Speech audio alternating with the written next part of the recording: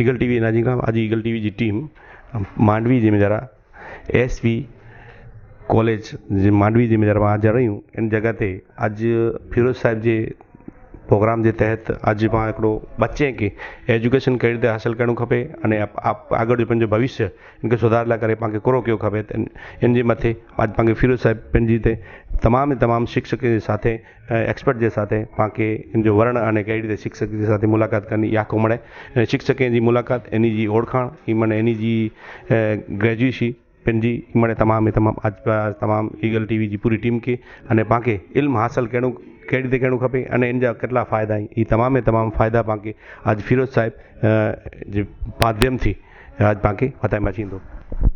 आज अपने SV arts college commerce college Mandvi वती अमारा पूर्ण स्टाफ थी तमने आज शिक्षण एज्युकेशन बारा में अने हायर एज्युकेशन केवी रीते लेवाय छे एना बारा में अने आपणने शिक्षणनी केवी जरूरियात छे ए बारा में तमने आज हूँ तमने बधाथी मलावीश अने संपूर्ण अपने पूर्ण अमारा स्टाफ वती तमने संपूर्ण शिक्षणना बारा में तमने माहिती आपशे। आजना सर्वने बधाने गुड मॉर्निंग सुप्रभातम अने सलाम। हाँ, आज अमारी आ कॉलेज मांडवीनी SV arts and commerce college वती तमने सर्वने गुड मॉर्निंग अने अमारा स्टाफ वती सर्वने गुड मॉर्निंग अने सवारना सुप्रभातम। बाळको जो आज આપણે શિક્ષણની જોવા જઈએ તો ઘણી બધી જરૂરિયાતો છે અને એ જરૂરિયાત માટે આપણને ઘણી બધી માહિતીઓથી આપણે અજાણ છીએ, ઘણી બધી માહિતીઓ આપણને નથી મળતી અથવા આપણને ખબર નથી હોતી। તો આજના સમાજમાં શિક્ષણ એટલો જરૂરી છે એટલે ખાલી ચેતીને બાળકોને નથી આપવાનું, એના પેરેન્ટ્સ માતા પિતા સમાજ અને સંપૂર્ણની જવાબદારી છે ત્યારે જ આપણે કોઈ પણ સારું એજ્યુકેશન લઈ શકશું અને એજ્યુકેશન લીધા પછી સમાજની અંદર ઘણું બધી પ્રગતિ કરી શકશું અને એના માટે આજે તમને એવા વ્યક્તિઓથી મુલાકાત કરાવીશ અને તમને એના વિશે શિક્ષણના બારામાં તમને ઘણું બધી માહિતીઓ તમને પ્રાપ્ત થશે। તો આજે આપણે જોવા જઈએ કે એજ્યુકેશનમાં ઘણો બધો સુધારો થયો છે, જેમાં આપણે જોઈએ કે પ્રાઇમરી સેક્શનથી કરી અને હાયર એજ્યુકેશન સુધી। પ્રાઇમરીનું તો આપણે જાણીએ છીએ કે આ પ્રાઇમરી શાળાઓમાં હાઈસ્કૂલોમાં જતા હોઈએ છીએ, પણ આજે આપણે એવી હાયર એજ્યુકેશન સંસ્થા સાથે જોડાયા છીએ અને પાછા આજે ખુશીનો દિવસ છે કે આજે આપણો માંડવીનો સ્થાપના દિવસ પણ છે। તો સાથે સાથે આપણે માંડવીના પ્રગતિ માટે અને પ્રોગ્રેસ માટે આપણે પણ સહયોગ આપી અને સંપૂર્ણ શિક્ષણ સાથેનો સહયોગ જેથી આપણું માંડવીનું નામ રોશન થાય। આપણે જાણીએ છીએ કે માંડવીમાં એવા ઘણા બધા શિક્ષણવિદો થઈ ગયા અને આજે મંત્રી મુખ્યમંત્રી સુધી પહોંચેલાઓ છે। તો માંડવીમાં કંઈ કમી નથી, પણ આપણને શિક્ષણ લેવા માટે આપણને આગળ આવવાનું છે અને એના માટે આપણે શિક્ષણવિદોના આપણે સારા સારા વિચારો જાણશું। શિક્ષણની અંદર જોવા જઈએ કે કેટલીક જરૂરિયાતો જે આપણને પૂર્ણ નથી મળતી અથવા તો કેટલી આપણી સમજ નથી હોતી અને એના કારણે આપણે શિક્ષણનો ઘણો અભાવ જોવા મળે છે। આજે તમને અમારા અલગ અલગ અમારા પાસે બેસેલા પ્રોફેસરોની તમને અલગ અલગ રીતે તમને માહિતીઓ આપશે અને સમાજની અંદર આપણે શિક્ષણમાં કેવી રીતે આગળ વધવું એ તમને સમજાવશે। નમસ્કાર, હું ડૉક્ટર કીર્તિદા વ્યાસ સ્ત્રી શિક્ષણ વિશે આજે સમાજમાં પ્રગતિ તો થઈ રહી છે, પણ જેટલા પ્રમાણમાં જોઈએ છે એટલી ખરી એ આપણે માટે હજુ પણ પ્રશ્નાર્થ છે। સ્ત્રીઓ ભલે આગળ વધી હોય એવું આપણે માનીએ છીએ, આપણે સમાજમાં જોઈએ તો એની જે ટકાવારી જોઈએ તો એ પ્રમાણમાં ઓછી છે। સ્ત્રી શિક્ષણ લે તો એનાથી ફાયદો શું? તો એ આપણે જાણીએ જ છીએ કે સંસાર રથના પૈડામાં જોઈએ તો સ્ત્રી અને પુરુષ એક સરખું જો દાયિત્વ નિભાવે તો જ સંસાર આગળ ચાલે। ત્યારે શિક્ષણ એક પાયાની જરૂરિયાત છે। શિક્ષણ એ નિરંતર પ્રક્રિયાની શરૂઆત કરીએ તો પાયાના શિક્ષણથી જો સુશિક્ષિત નારી હશે તો એ બે ઘરને તારી શકશે અને એટલા જ માટે જો સ્ત્રી શિક્ષિત હશે તો સમાજ આગળ આવશે। એકડે એકથી શરૂ કરીએ અને પીએચડી સુધીના અભ્યાસથી શરૂઆત કરીએ તો આજે શિક્ષણનો વ્યાપ તો વિશાળ છે। સ્ત્રી શિક્ષણ લે તો એનાથી માત્ર ઘરકામ અટકી જશે એવું નથી અને એનાથી સ્ત્રી સમાજને એક અનોખું એક લક્ષ્ય આપશે કે જેનાથી આપણો સમાજ વિકસિત બનશે. પોતાની કલા, આવડત, કારીગરી માત્ર એકલી નોકરી જ કરશે એવું નથી. નોકરી સિવાય પણ ઘરમાં પણ સ્ત્રી પોતાને કુશળતાથી, પોતાની આવડતથી, હોશિયારીથી આજે જ્યારે એક તરફ ડિજિટલાઇઝેશન થઈ રહ્યું હોય ત્યારે જો સુશિક્ષિત સ્ત્રી હશે તો ક્યાંય પાછી નહીં પડે અને એને કારણે સમાજમાં એક અનોખી આગવી એક કેડી કંડારશે. થેન્ક યુ બેન, તમારો આભાર. આજે અમારા સમાજને સંપૂર્ણ માંડવીની પબ્લિક જાણે એવા તમે સારા વિચારો રજૂ કર્યા છે. કહેવાય છે કે જ્ઞાન થકી ગાડા ભરી મટેના અંતરના વિખવાદ, કણછા ઓલાય છે કંદઈના કદી ન પામ્યા સ્વાદ. શિક્ષણ એવી વસ્તુ છે કે તમે જેટલા દિલથી અને મહેનતથી કરશો તો તમે ક્યારેય જીવનની અંદર પાછળ નહીં રહો. તો આ બહેનના વિચારો જાણી અમને બહુ મજા આવી અને આપણે આ સમાજને કેટલા ફાયદા અપાવી શકીએ એને શિક્ષણ દ્વારા આપણે સ્ત્રીઓમાં જે કેટલી બધી અજ્ઞાનતા છે એ નીકળી શકે અને આપણે સમાજને પૂરો સપોર્ટ કરી શકીએ. કહેવાય છે કે જમીન ફળદ્રુપ હશે તેનો પ્લાન્ટ, એનો છોડ એ પણ ફળદ્રુપ થશે. જો સ્ત્રી ભણેલી હશે, માતા ભણેલી હશે તો બાળકને પણ ટ્રીટમેન્ટ એને પૂર્ણ રીતે તૈયારી કરાવી શકશે. હવે તમને એક એવા જ્ઞાનવિદ સાથે મળાવું છું અને એ તમારા સામે શિક્ષણમાં કેવી રીતે આગળ વધી અને કેવી રીતે કેરિયર પ્રાપ્ત કરવું, કેવી રીતે આગળ વધી શકીએ અને કેવી રીતે એના બધા અલગ અલગની શાખાઓમાં પ્રવેશી શકીએ એના વિશે તમને આવે છે એક પ્રોફેસર સમજાવશે. આ કોલેજમાં હું 1995થી સેવા બજાવું છું ગુજરાતી વિષયમાં. વિદ્યાર્થીઓ માટે અભ્યાસ અને વિદ્યાર્થી કાળ એ ખૂબ જ મહત્ત્વનો છે. હવે વિદ્યાર્થી પોતાની કારકિર્દી કેવી રીતે ઘડે છે એ મહત્ત્વનું છે. કહેવાય છે કે માણસ પોતાનો ભાગ્ય વિધાતા છે. માણસ પોતાનું ભાગ્ય પોતાની રીતે જ ઘડે છે અને એના માટે એની કારકિર્દીની પસંદગી એ ખૂબ જ મહત્ત્વની બાબત છે. કારકિર્દી આપણું ભવિષ્ય નક્કી કરતું હોવાથી મહત્ત્વનું પરિબળ ગણાય છે. મોટા ભાગના વિદ્યાર્થીઓ જેમને કયા ક્ષેત્રમાં ઝંપલાવવું છે એનો ખ્યાલ નથી હોતો. તેઓનું મન ખૂબ જ ચંચળ હોય છે અને એના કારણે એ શિક્ષકને જોઈને શિક્ષક બનવાનું મન કરે છે. એનું ધોની ક્રિકેટરને રમતો જોઈને ક્રિકેટર થવાનું મન કરે છે. ફિલ્મ સ્ટારને જોઈને હિરોઈનને જોઈને હિરોઈન બનવાનું મન કરતું હોય છે. પણ આ દરેક વિદ્યાર્થીને ધોરણ 10 કે 12 પછી આ પ્રશ્ન ઉદ્ભવે છે કે હવે આગળ શું કરવું, કયા ક્ષેત્રમાં કારકિર્દી ઘડવી. એ ઉંમરે દરેક વિદ્યાર્થી આ નિર્ણય લેવામાં સક્ષમ પણ હોતો નથી. એટલે એને માર્ગદર્શનની જરૂર પડે છે અને એ માર્ગદર્શન કાં તો એમના માતા પિતા આપે છે, એમના વડીલો આપે છે, કાં તો શિક્ષકો આપે છે અને કાં તો આવી કારકિર્દીની પસંદગી અનેક સેમિનારોમાં જઈ સહભાગી થઈ અને એમાંથી એ ઘડતો હોય છે. ઘણીવાર એવું પણ બને છે કે એ વિદ્યાર્થીને કયા ક્ષેત્રમાં રસ છે અને એ અતિ મહત્ત્વની બાબત છે. મારે એક મારા મિત્રની વાત કરવી છે અને એ મિત્ર નરેશ કરીને નામ છે એનું. એ મારી સાથે અભ્યાસ કરતો હતો ત્યારે એ ભણવામાં ખૂબ જ હોશિયાર હતો. એ જુદા જુદા વિષયોમાં એ એટલો પારંગત અને એવી આવડત કે આદર્શ વિદ્યાર્થી તરીકે એની નામના હતી. જુદા જુદા નાટકોમાં ભાગ લઈ શકે, વક્તૃત્વ સ્પર્ધામાં ભાગ લઈ શકે અને ચિત્રોમાં ભાગ લઈ શકે એવી એની નામના કોલેજ સ્કૂલની અંદર એની શાખ હતી. તો આ આદર્શ વિદ્યાર્થી તરીકે બીજા વિદ્યાર્થીઓ એને સ્વીકારતા હતા અને વિદ્યાર્થી કાળમાં એ ખૂબ જ મહેનતુ હતો. પણ જ્યારે એસએસસીનું એનું બોર્ડનું પરિણામ આવ્યું ત્યારે એ વિદ્યાર્થીના ટકા આવ્યા 95. ત્યારે એના માતા પિતા એને એમ કહેવા લાગ્યા કે બેટા તું સાયન્સ રાખ. એટલે સાયન્સ લગભગ એનો અણગમતો વિષય હતો અને છેવટે દબાણને કારણે એને સાયન્સ રાખવું પડ્યું. કેટલાક સગાવાલાઓએ પણ એમ કીધું કે તમારો દીકરો હોશિયાર છે માટે તમે આની અંદર સાયન્સ જ અપાવો અને એનું ભવિષ્ય સારું બનશે. પણ એની અરુચિ અને અણગમાને કારણે એ વિદ્યાર્થી દિવસે દિવસે નાસીપાસ થતો ગયો, એનો આત્મવિશ્વાસ તૂટતો ગયો અને છેવટે માંડ એન્જિનિયરિંગમાં પાસ થયો અને પછી નોકરી માટે ઘણા એને ફાંફા મારવા પડ્યા, ક્યાંય નોકરી મળી નહીં અને છેવટે એનું ભવિષ્ય તૂટી ગયું.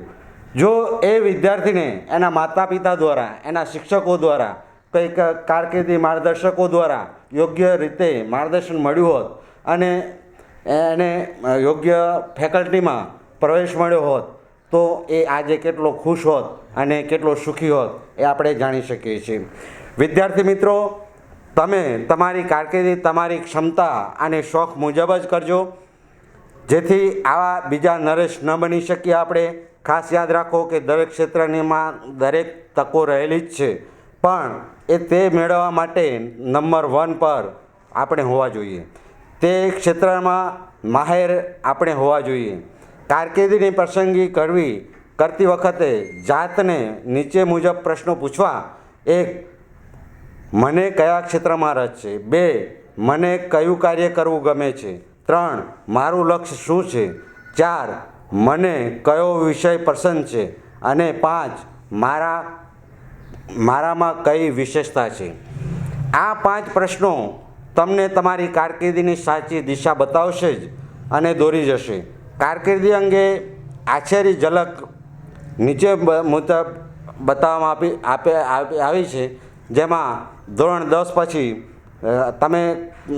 તમારી પાસે 3 વિકલ્પો છે, જેમાં નંબર 1 છે ITI, નંબર 2 છે ઇજનેરી કે ડિપ્લોમા અને નંબર 3 છે ધોરણ 11માં. હવે ધોરણ 11માં પણ 5 વિકલ્પો તમારી પાસે છે: વિજ્ઞાન પ્રવાહ, સામાન્ય પ્રવાહ, વ્યવસાયલક્ષી પ્રવાહ, ગૃહ વિજ્ઞાન અને ઉત્તર બુનિયાદી પ્રવાહ. આ ઉપરાંત બીજી સ્પર્ધાત્મક પરીક્ષાઓ આપીને પણ તમારી કારકિર્દી તમે બનાવી શકો છો. આ ઉપરાંત જુદી જુદી યુનિવર્સિટીઓની વેબસાઇટો છે, એ વેબસાઇટો પરથી પણ તમે માર્ગદર્શન મેળવી અને તમારું ભવિષ્ય તમે તૈયાર કરી શકો છો. Thank you. Good morning. Anchor સાહેબ, થેન્ક યુ, તમારો આભાર. આજે અમારા બાળકોને, સમાજને કેટલું બધું ફાયદાકારક તમે વાત કરી છે. અને કહેવાય છે કે મિટા દે અપની હસ્તી કો કુછ મર્તબા ચાહે, દાના ખાક મેં મિલકર ગુલે ગુલઝાર હોતા હૈ. ડૉક્ટર ઇકબાલ કીધું ને, તમને કાંઈ કરવા માટે તમને કાંઈક ભોગ આપવું પડશે. અને આજે આપણે આવા જેને કહીએ કે શિક્ષણના બારામાં આપણે ઘણું બધું જ્ઞાન અને નોલેજ મેળવશું અને બાળકની રુચિ પ્રમાણે માતા પિતાને તૈયારી કરાવશે તો બાળક પોતાની ટોચ ઉપર પહોંચી શકે છે. એમાં બાળકની પણ થોડીક જિમ્મેદારી સાચવવાની છે, શિક્ષણ વિશે પણ આપણે ધ્યાન દેવાનું છે. અને આ કરશું તો ક્યારેક બાળક વિછેર નહીં કરે, કે બાળકની રુચિ, એની હોબી અને એને અનુસાર જ એને પૂરી પાછળ મહેનત કરવામાં આવે તો બાળક તમે ધારો એ બાળક બની શકે છે. દાખલા તરીકે ડૉક્ટરની રુચિથી ડૉક્ટર બની શકે છે, એન્જિનિયર બની શકે છે અને એને સ્નાતક કરી અને કાંઈ પણ પ્રોફેસર અને ટીચરની લાઈન પણ લઈ શકે છે. તો આજે આપણે એક સારા જેને કે જ્ઞાની માણસોથી આપણે પૂછપરછ કરીને આપણે ઘણું બધું નોલેજ પ્રાપ્ત કર્યું છે. થેન્ક યુ, તમારો આભાર. તમને એથી પહેલાં જે પ્રોફેસર સાહેબ કીધું ને કે અલગ અલગ ફેકલ્ટીઓમાં જવા માટે કેવી રીતે કેરિયર બનાવવા પડે છે. હવે એક આપણે એવા વ્યક્તિ સાથે કરીએ છીએ કે જે આપણને BCom અથવા તો કોમર્સ લાઇનમાં આપણે કઈ ફેકલ્ટીમાં કેવી રીતે આપણે જઈ શકીએ છીએ અને કેવી રીતે એની અંદર એન્ટર થઈ શકીએ છીએ, એવા અમારા પ્રોફેસર કાનાણી સાહેબ તમને બધી સમજાવ આપશે. નમસ્કાર. હું અહીંયા છેલ્લા 5 વર્ષથી કોમર્સમાં એકાઉન્ટન્સી સબ્જેક્ટની અંદર પ્રોફેસર તરીકે સિલેક્ટ થયો છું. કોમર્સની અંદર જો મુખ્ય લાઈનો જે છે, ખાસ કરીને ઉચ્ચ શિક્ષણની બાબતમાં તો CA, ICW અને CS છે. અત્યારે CAનો ક્રેઝ ખૂબ વધારે છે અને 12મા ધોરણના બેઝ ઉપર જો તમે CPT કરીને જાઓ તો તમે CA બની શકો છો આગળ. અને જો ગ્રેજ્યુએશન પછી જવું હોય તો કોમર્સની અંદર 55% તમારે મેળવવા પડે અને અધર ફેકલ્ટી જે હોય અથવા આર્ટ્સ છે, BBA BCA કરીને તમારે જવું હોય તો 60% સાથે તમે ડાયરેક્ટ CPT કર્યા વગર IPCC જોઈન્ટ કરી શકો છો, જેમાં 9 મહિનાની તમારે આર્ટિકલશીપ કરી કોઈ પણ CA પાસે અને CA બની શકાય છે આની અંદર. અને અત્યારે આ સમયમાં ભુજ સેન્ટર મળી ગયું છે કચ્છને, તો ઇઝી પડે છે CA કરવા માટે અને ટ્યુશન પણ અવેલેબલ છે ભુજની અંદર. સારા CA છે, ટ્યુશન કરાવે છે અને એમાં તમે ખૂબ આગળ વધી શકો છો. CS કે ICW જો તમારે કરવું હોય તો અમદાવાદ અથવા વડોદરા તમે જઈ શકો છો. તો આ રીતે તમે સીએની અંદર, આઈસીડબ્લ્યુની અંદર, સીએસની અંદર પોતાનું કરિયર બનાવી શકો છો તમે. હા સાહેબ, હજી આપણે એમ પૂછીએ કે આપણે કહેવાય છે કે આપણે બીકોમ કર્યા પછી આપણને એમકોમ કરવા માટે અને એના પછીના એમકોમ પછી કઈ લાઈનો મળી શકે છે? એટલે એમકોમ જનરલી એટલે જ કરવું જોઈએ કે જો કોઈને ટીચિંગ લાઇનમાં રસ હોય તો ટીચિંગ લાઇન માટે તમારે મેરિટ જોઈએ. મેરિટ જોઈએ એટલે આપણે કોમર્સમાં જો ટીચર બનવું હોય અથવા પ્રોફેસર બનવું હોય તો કોમર્સમાં સારા પર્સન્ટેજ સાથે તમારે ઉત્તીર્ણ થવું પડે અને એમકોમ કર્યા પછી એમફિલ, પીએચડી અથવા નેટ સ્લેટ તમારે પાસ કરવું પડે તો જ તમે પ્રોફેસર બની શકો. એટલે જો ટીચર કે પ્રોફેસરમાં અથવા ટીચિંગ લાઇનમાં જ રસ હોય ને તો મારી દ્રષ્ટિએ એમકોમ કરાય, અથવા કંઈ જો છેલ્લે આપણને કરી શકતા હોય તો એમકોમ એટલે કરાય કે સારી કોઈક પ્રાઇવેટ કંપનીમાં આપણને જોબ મળી શકે. સર, સીએ વિશે કાંઈ તમારી જાણકારી? સીએસ કંપની સેક્રેટરી અહીંયા કચ્છમાં બહુ ઓછું ચાલે છે, એટલે અહીંયા બહુ વધારે તમને માહિતી ન મળે. એના માટે તમારે અમદાવાદ અથવા વડોદરા જવું પડે. અને અહીંથી કંપની સેક્રેટરીનો એક માંડવીની છોકરી સીએસ કરવા ગઈ પણ છે અને અત્યારે ફાઇનલમાં છે. બીજા બીકોમને લગતા કોઈ ફેકલ્ટી હોય તમે થોડું ઘણું જાણતા? બાકી ગ્રેજ્યુએશન લેવલ ઉપર તમને પ્રાઇવેટ કંપનીમાં કોઈ પણ જોબ મળી શકે છે અહીંયા કચ્છમાં.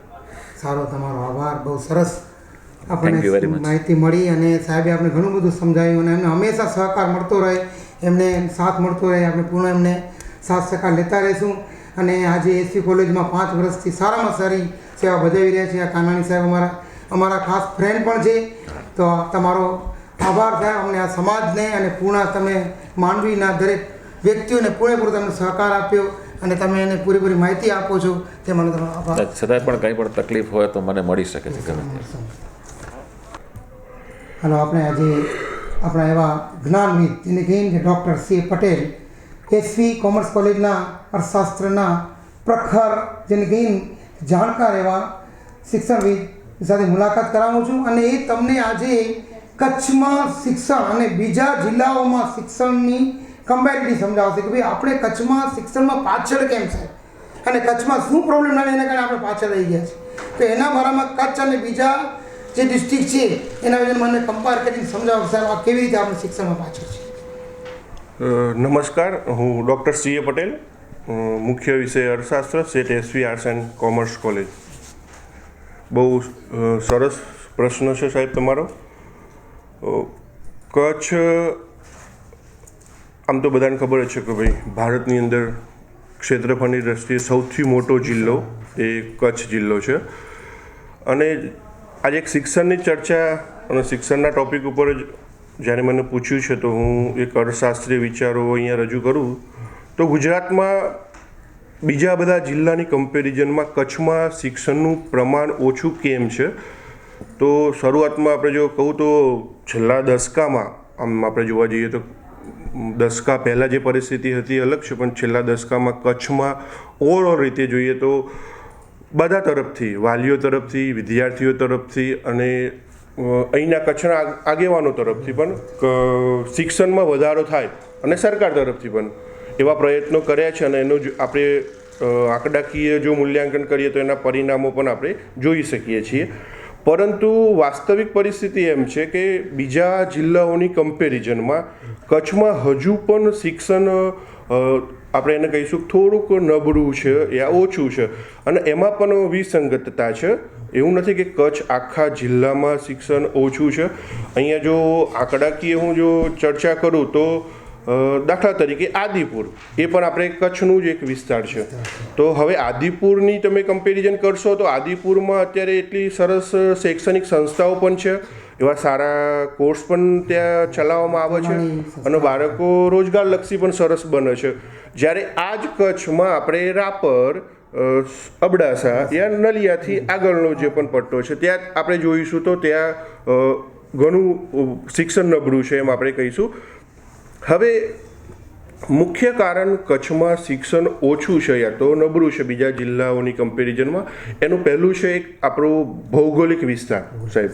આપણા કચ્છનો જે ભૌગોલિક વિસ્તાર ના કારણે, અને બીજો એક મુદ્દો હું અહીંયા કહીશ કે અમારી કોલેજમાં જો હું તમે સમજાવું તો 2 વર્ષ 3 વર્ષ પહેલાં જે પણ બાળકોની સંખ્યા હતી એની કમ્પેરિઝનમાં અત્યારે ઘણી બધી થઈ છે, એટલે 1000થી પણ વધારે છે, વધી છે. એટલે એ એક રેશિયો એ બતાવે છે કે બાળકમાં હવે શિક્ષણ પ્રત્યેની ભૂખ યા તો શિક્ષણ મેળવવા માટેની લાગણી વધી છે. હવે જે બીજા જિલ્લાઓ છે સાહેબ, ત્યાં બીજા જિલ્લાઓમાં કેવું છે કે બાળક યા તો વાલી એના મતલબમાં કોઈ સારા એવા ટેકનિકલ કોર્સ યા તો રોજગારલક્ષી કોર્સ માં એના બાળકને મૂકવું હોય યા તો બાળકે પોતાએ સ્વયં રીતે એ કોર્સ મેળવવો હોય તો એના વતનથી બિલકુલ નજીકમાં એ ઇન્સ્ટિટ્યૂટ એને અવેલેબલ હોતી હોય છે.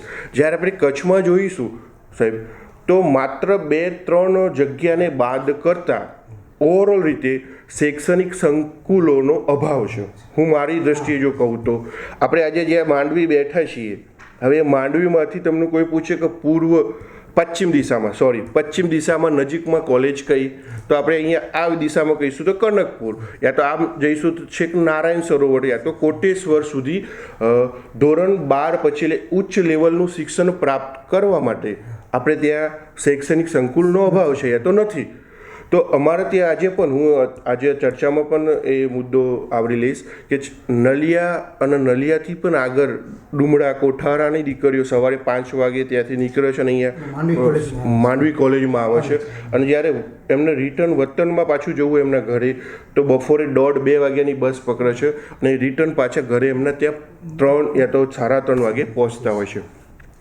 હવે જે આણંદ, ખેડા, અમદાવાદ, ગાંધીનગર, રાજકોટ, બરોડા એ બધા મતલબમાં જિલ્લા જે પહેલેથી શૈક્ષણિક સંકુલોની બાબતમાં આગળ છે, તો એમાં દેખાદેખીની અસર લાગે સાહેબ. આજે એક મહોલ્લામાંથી કોઈક દીકરી ભણવા જશે, પહેલાં કચ્છમાં પણ એવું હતું અમે જ્યારે આવે ત્યારે કે દીકરીને કોલેજ સુધી ભણાવવાની, અને કોલેજ પછી જો એને ઉચ્ચ શિક્ષણ એટલે કે MA કરવા જવું હોય તો એ ભુજ જવું પડે, અહીંયાથી લગભગ 58 કિલોમીટર થાય, અને દીકરી જો નલિયાથી આવતી હોય તો એને 80-90 કિલોમીટર થાય, તો એના મા બાપ એને મોકલતા નહોતા. હવે હોશિયાર દીકરી યા તો દીકરો સમજો તો એને ભણવાનું છોડી દેવું પડતું હતું. તો કેમ? એનું કારણ હું પૂછતો મારા બાળકોને કે તમે BA કમ્પ્લીટ કર્યું છે, તારે 75 યા તો 80% છે, હવે તું આગળ શું કરીશ બેટા? તો કે સાહેબ હવે અમને ઘરેથી પરમિશન નહીં આપે. હું પૂછતો કેમ? તો એમ કહેતા કે અમારે અંતર બહુ દૂર થાય છે માટે, અને બરાબર છે, સલામતી અને સેફટીનો મુદ્દો છે એટલે એ ના પણ આપે. પણ હવે શરૂ થયું છે સાહેબ, દીકરીઓ દીકરા અહીંયાથી ભુજ જાય છે, યુનિવર્સિટીમાં ડિપાર્ટમેન્ટમાં MA કરે છે, MPhil કરે છે, PhD પણ કરે છે. તો કોઈ ગામમાંથી એક દીકરી દીકરો શરૂ કર્યું તો હવે ગામમાંથી બધામાં વાઇબ્રેશન થાય કે યસ હું પણ મારા બાળકને હવે મોકલીશ. તો એ જુઓ શું થયું, શિક્ષણમાં વધારો, રાઈટ. પરંતુ હવે આપણે મુખ્ય જે અર્થશાસ્ત્રના વિચારોમાં હું તમને કહું છું કે બાળકને નજીકમાં શૈક્ષણિક સંસ્થાઓ હોય તો આપણે જ્યાં 2 દીકરી 5-10 દીકરા દીકરીને ભણવા મોકલીએ છીએ એની જગ્યાએ જો MA અહીંયા માંડવીમાં એક્ઝામ્પલ હોય યા તો નલિયામાં હોય તો તમે જુઓ આજુબાજુના બધા જ એરિયાના બાળકો ત્યાં સરસ રીતે ભણી શકે છે એમ. તો એક આર્થિક બીજી બધી સરસ ચર્ચા થઈ છે, પણ શિક્ષણમાં મારી દ્રષ્ટિએ કચ્છમાં યા તો શિક્ષણના પ્રમાણમાં વધારો કરવા, ગુણવત્તાસભર તો છે જ, બરાબર છે, તો આંતરમાળખું ઊભું કરવું પડશે, શૈક્ષણિક આંતરમાળખું. બાકી બાળકો હવે અને એક અર્થશાસ્ત્રની વસ્તી દ્રષ્ટિએ જો તમને કહું તો હવે ભારત દેશ છે વસ્તી તબક્કાના બીજા મતલબમાં તબક્કામાંથી પસાર થઈ રહ્યો છે. માટે આપણે ત્યાં 18 વર્ષથી તે 35 વર્ષના યંગ આખા વિશ્વમાં સૌથી વધુ અહીંયા છે. એટલે મતલબ મારો કહેવો છે કે ધોરણ 12 પછી આપણે ન્યૂઝપેપરમાં જોતા હશો કેટલા બધા બાળકો 10-12ની પરીક્ષા આપે છે. તો એ બધા બાળકો ક્યાં જશે? કોઈ ટેકનિકલ કોર્સમાં જશે યા તો BA BComની સ્ટ્રીમ પકડશે. તો એ બધા ઉચ્ચ શિક્ષણમાં આવવાના જ છે, સમજો. હવે ઉચ્ચ શિક્ષણમાં આપણે એને ઉચ્ચ શિક્ષણ કચ્છમાં ક્યારે આપી શકીશું કે આ વિસ્તાર જે વિસ્તારમાં શૈક્ષણિક સંસ્થાઓ નથી એવા વિસ્તારમાં હવે આપણે શૈક્ષણિક સંકુલો ઊભા કરવા પડશે. તો બીજા જિલ્લાઓની કમ્પેરિઝનમાં આપણે ત્યાં પણ એક આજે નહીં તો 10 વર્ષ 15 વર્ષ એનો સમય લાગશે. એમ કે આપણે બીજા જિલ્લાઓની કમ્પેરિઝનમાં નહીં સાક્ષર બની શકીએ, પણ એક પ્રમાણ આપણે વધારો કરી શકીશું. સાહેબ આજે આપણે જોઈએ શિક્ષણમાં વધારો ઘણો થઈ ગયો, છોકરાઓની સંખ્યા વધતી જાય છે, તો ગુણવત્તાની દૃષ્ટિએ કેમ ઘટાડી એ ગુણવત્તાની બાબતમાં સાથે તમે કહી શકશો? હા, એમાં હું મારા જો પર્સનલ વિચારો, હવે એમાં એવું છે સાહેબ કે બધું જ મતલબમાં બાળક છે તો બાળક માં પણ ધીરજતા ઘટી ગઈ છે. આપણે પહેલાં ઋષિ મુનિઓની એ બધી આપણે ઇતિહાસ બધાને ખબર જ છે કે કેવી રીતે શિક્ષણ મેળવવામાં આવતું હતું. હવે CBCS ચાલુ થઈ ગયું. બાળકનો જે પણ એના પસંદગીવાળો કોર્સ છે એ પેપર સ્ટાઇલ છે, પરીક્ષાનું માળખું છે, એ બધું નાનું થઈ ગયું. ઇન્સ્ટન્ટ જેને કહીએ, મટીરિયલ પણ તૈયાર હોય. યસ, બાળકો વિષય છે તો વિષયને માત્ર પરીક્ષા જ માટે ભણે છે, રેડીમેડ જુએ છે, અને પરીક્ષા જ માટે જ્યારે પણ પેપર એમનું કમ્પ્લીટલી મતલબ જે દિવસે પૂરું થઈ જાય તો એ મટીરિયલ એ લોકો, અમે ઘણી વખત જોઈએ, ડસ્ટબિનમાં પણ હોતું હોય છે. પેપર પણ એ લોકો ફાડી નાખે, જસ્ટ પરીક્ષાલક્ષી, બરોબર. અને ઊંચી મતલબમાં માર્કશીટ હવે બધી બાજુ છે. પહેલાં વાલી એના પરિવારમાં તો વાલી પણ એમ જ ઈચ્છે છે, દરેક વાલી, હું પણ પોતે, કે મારું બાળક માત્ર ને માત્ર શું કરશે, સારા પર્સન્ટેજ લાવે. યસ, હું કોઈ દિવસ એ તો વાલીઓ એવું જ્યારે મૂલવશે કે તમે માર્કશીટ તો બરાબર છે, પણ માર્કશીટની સાથે મૂલ્યો, કેળવણી અને સમાજ ઘડતર માટે સારામાં સારા નાગરિક બનો એવું શિક્ષણ મેળવો, યા તો એવા માહોલની ઘરે ચર્ચા કરવામાં આવે. આ તો કેવું છે કે હંમેશા એના બાળકને મમ્મી પપ્પા એક જ પ્રશ્ન પૂછશે કે તારું જે ગ્રુપ છે તે ગ્રુપમાં સૌથી ઊંચા ટકા કોના છે, એના ઉપરથી સાહેબ એની ક્રેડિટ આપવામાં આવશે. એવું નથી પૂછવામાં આવતા કે તમે 10 મિત્રો છો તો 10 મિત્રોમાં કોને સમાજ સેવા કરી. જસ્ટ એક્ઝામ્પલ, સમાજ સેવા એવા બાળકમાં કેવું કરે તો જસ્ટ યુઝફુલ થાય. Yes, yes. તો એવા ઉદાહરણો યા તો એ ટાઈપની કમ્પેરિઝન બહુ ઓછી થાય છે. ક્લિયર. બીજા નંબરે બાળક પોતે, અને ત્રીજા નંબરે હું આજે થોડોક વધતા ઓછા પ્રમાણમાં શિક્ષણ સમાજને પણ એમાં દોષિત ગણીશ, કારણ કે હું પણ એ ફિલ્ડમાંથી છું, કે બાળકનું પ્રોપર આપણે વે બતાવતા નથી. માત્ર પરીક્ષા, રીડ કરો, તૈયાર કરો, પરીક્ષા, એના માર્ક્સ, આ લાગી જાય એક સિસ્ટમ સાહેબ, કે એમને અમારી જવાબદારી ભણાવવાની, બાળક પરીક્ષા આપશે, અમે લોકોએ કલેક્ટ કરી લઈશું અને અમે પણ પોતે આપી દઈશું કે ટોપર કોણ, 1 2 3. ક્લિયર. હવે ઓવરઓલ રીતે એનું મૂલ્યાંકન કરવું જોઈએ. ઓવરઓલમાં હવે આ સામાજિક મતલબમાં નો ડાઉટ ઉચ્ચ શિક્ષણ લેવલે NSSની કામગીરી ચાલે છે, એના થકી બાળકો આપણી કોલેજમાં પણ ઘણા સારા કામ કરે છે. પણ આ જે ઓવરઓલ ચર્ચા કરું છું તો ગુણવત્તાલક્ષી શિક્ષણ બનાવવા માટે 3 પહેલું, મા બાપ, પોતે બાળક, અને ત્રીજા નંબરે ગુરુ એટલે શિક્ષક, એ ત્રણેય સાથે મળીને એક સરસ મજાની સિસ્ટમ મતલબમાં જે સમાજનું વર્તમાન સમયમાં ઉપયોગી બને એવી બનાવવી પડશે. ઇન શોર્ટ, એ એવું શિક્ષણ કે માંડવીથી બાળક MA કરવા ભૂજ જતું હોય, બસમાં જ્યારે કોઈ વૃદ્ધ બેસતા હોય સાહેબ, યસ, એ વૃદ્ધ માટે એ બાળક જ્યારે એને સીટ આપી દે કે યસ દાદા યા તો દાદી તમે અહીંયા બેસો, હું ઊભો રહીશ, એ જ્યારે શિક્ષણ આપણે આપી શકીશું યા તો ઊભું કરીશું તો એ જ ગુણવત્તા સભર શિક્ષણ ઓછો થઈ ગયું છે. Yes, yes. બહુ સારું સાહેબ, આજે ઘણું બધું સારું સમજાવ્યું. અને શિક્ષણમાં અર્થશાસ્ત્ર સાથે તમે સમજાવ્યું, સાથે શિક્ષણનો અહીંયા પ્રાદેશિક વિચારો રજૂ કર્યા કે આપણે શિક્ષણમાં પ્રદેશથી પણ પાછળ છીએ. ત્રીજું, આપણા શિક્ષણની અંદર જોવા જઈએ સંસ્કારિત રીતે તૈયારી કરવામાં નથી આવતી. બાળકને ફક્ત એને ગ્રેજ્યુએટ કરવું છે, 10th પાસ કરાવવો છે, 12th પાસ કરાવવો છે, પણ બાળકની અંદર જે ઓનેસ્ટ જે હોવી જોઈએ એ નીકળી જાય છે. આજે કંઈ કે આપણે રસ્તામાં હાલે છે તો કોઈ ઘરડાને રસ્તો પસાર કરવો હશે તો આપણે અચકાશું, તો એ આપણે જે ઓનેસ્ટી જે નીકળી ગઈ છે, કોઈને સહાય કરવું, કોઈને હેલ્પ કરવું એ નીકળી ગયો છે. આપણે પણ મા બાપ છીએ કે ગુરુજી, પણ આપણે ટાર્ગેટ રાખીએ કે આપણું બાળક સ્કૂલની અંદર, કોલેજની અંદર, શિક્ષણની અંદર સારા ટકા લઈ આવે છે. એ જ દૃષ્ટિએ સાહેબે બહુ સારા વિચાર રજૂ કર્યા છે અને અમને સમાજને અને માંડવીના ટોટલી એને લોકોને જાણકારી મળશે કે વાહ સરસ, આવા વિચારો જો વિદ્યાર્થીમાં રજૂ કરવામાં આવે તો વિદ્યાર્થી આજે ફક્ત પોતાના શિક્ષણમાં નહીં તો પોતાના સમાજને, પોતાના કુટુંબને અને પોતાના દેશને પૂરેપૂરો સાથ સહકાર આપી શકે અને પોતાના ગુણો વિકસાવી શકે. થેન્ક યુ સાહેબ. આપણે સાયકોલોજીના એવા પ્રખર જ્ઞાની આપણા બેન સાથે વાતચીત કરાવું છું અને એ તમને સાયકોલોજી રીતે બાળકને કેવી રીતે ટ્રીટમેન્ટ આપી, કેવી રીતે તૈયાર કરવું, એની રુચિ, અભિરુચિ, અપેક્ષાઓ અને મા બાપની કેટલી અપેક્ષાઓ છે અને મા બાપ એને કેવી રીતે પોતાની અપેક્ષાઓ રાખી અને બાળકને ક્યારેક ગ્રોથ અટકાવી નાખે છે, એ બધી ટોટલી તમને માહિતી એક સાયકોલોજીના પોઈન્ટ ઉપરથી તમને આ બેન સમજાવશે અને તમને બાળકના ગ્રોથ વિશે તમને એમની સમજણ આપશે. આપણે મળીએ બેનને. નમસ્કાર, હું ડૉક્ટર ભીની કારાવદરા, મનોવિજ્ઞાન વિભાગ, Seth SV arts and commerce college. બેન, અમે રુચિ અભિરુચિ અને પ્રોત્સાહિત કરતા બાળકો માટે થોડું સાયકોલોજીના પોઈન્ટ રજૂ કરો. આમ જોવા જઈએ તો આજના યુગમાં દરેક માતા પિતા પોતાના બાળકને શિક્ષણ આપવા માટે ખૂબ જ જાગૃત છે. એની સાથે દરેક માતા પિતાની અપેક્ષાઓ પણ એવી હોય છે કે મારું બાળક કોઈ ઉચ્ચ હોદ્દા ઉપર ઉચ્ચ ડિગ્રી મેળવે, ડૉક્ટર બને, એન્જિનિયર બને. પણ દરેક બાળકને આપણે એન્જિનિયર કે ડૉક્ટર બનાવી શકતા નથી, કેમ કે બાળકની જે ક્ષમતાઓ હોય છે એ મુજબનું જો આપણે એને શિક્ષણ આપીએ તો બાળક ભવિષ્યમાં એ ક્ષેત્રમાં સફળ થઈ શકે છે. એટલે બાળકની અભિરુચિ, બાળકની અભિયોગ્યતાઓ કઈ છે એ મુજબ જો આપણે શિક્ષણ આપીએ તો એ વધુ સાર્થક નીવડી શકે છે.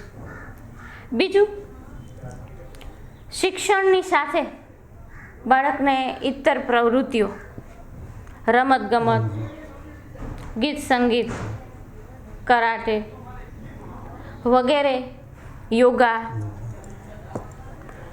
જેવું જ્ઞાન આપવામાં જેવું જ્ઞાન આપવામાં આવે તો શિક્ષણની સાથે એનું વ્યક્તિત્વ પણ ખીલી ઉઠે છે. આજના યુગમાં ફક્ત માર્કશીટ માં જ વજન હોય તો જ નહીં, પણ એની સાથે એનું પરફોર્મન્સ પણ જોવામાં આવે છે. મનોવિજ્ઞાનના અધ્યાપક તરીકે હું કહીશ કે બાળકની જે ક્ષમતા છે એ મુજબનો એનો અભ્યાસક્રમ હોવો જોઈએ, તો અને તો જ બાળક સફળ થઈ શકે. બીજું, મનોવિજ્ઞાનની અંદર અભિયોગ્યતા કસોટીઓ, અભિરુચિ કસોટીઓ, બૌદ્ધિક ક્ષમતા કસોટીઓ વગેરે પણ છે, જેનાથી આપણે એની યોગ્યતા જાણી અને એ દિશામાં આપણે એને શિક્ષણ આપીએ તો એ વધારે સાર્થક થતું હોય છે. નહીં કે વાલીઓની અપેક્ષા મુજબની એ કોઈ અભ્યાસક્રમ કે લાઈન પસંદ કરે. બેન, તમે એમ કહો છો કે બાળક ભણે છે, ડિગ્રીઓ લે છે. બેન, આજના સમાજ પ્રમાણે જોવા જઈએ તો એમાં સંસ્કારો જે છે સિંચન થવું જોઈએ, એ સંસ્કારોનું સિંચન થતું નથી. એના માટે તમે કોઈ સમજો બેન આપી શકશો કે આપણે ભણ્યા પછી પણ બાળક પોતાના મા બાપ, પોતાના વાલી છે, પોતાના ગુરુ છે એનું માન સચવાય, એની રિસ્પેક્ટ કરે, એ ધીરે ધીરે બાળકની અંદર અભ્યાસ લેતો જાય છે, એ નીકળતો જાય છે. એના માટે આપણને બાળકને કેવી રીતે શાળાઓમાં, સંસ્થાઓની શાળાઓ છે અથવા કોલેજો છે, ઇન્સ્ટિટ્યૂટ છે, એમાં કેવી રીતે બાળકને એને સમજણ આપવી જોઈએ? સંસ્કારો અને સિંચન એ તો બાળકને સૌથી પ્રથમ માતા દ્વારા મળતું હોય છે. અને એમ કહેવાય છે કે બાળક છે એ ગર્ભમાં હોય છે, જ્યારે ગર્ભાવસ્થામાં, ત્યારથી જ એના સંસ્કારો, એનું સિંચન અને એનું શિક્ષણ પણ એ પ્રાપ્ત કરી શકે છે. એમ જ્યારે બાળક ગર્ભમાં હોય ત્યારે જ માતાને જે મનોવૈજ્ઞાનિક વાતાવરણ મળવું જોઈએ, બરાબર, એને જે ફૂડ મળવું જોઈએ એ જો વ્યવસ્થિત હોય તો બાળક ગર્ભાવસ્થાથી જ આ સંસ્કારોનું સિંચન કરી શકે છે, મેળવી શકે છે. જેમ કે સારા પુસ્તકોનું વાંચન, રોજની દિનચર્યા માતાના વિચારો, એ બધું જ બાળકના શિસ્ત અને સંસ્કારમાં અસર કરે છે. ત્યાર પછી જ્યારે બાળક જન્મ લે છે ત્યારે સૌથી પહેલું જે એટેચમેન્ટ હોય છે એ છે માતા સાથેનું હોય છે. એટલે માતા દ્વારા સૌથી પ્રથમ એના સંસ્કારો થતા હોય છે, ત્યારબાદ એના કુટુંબથી.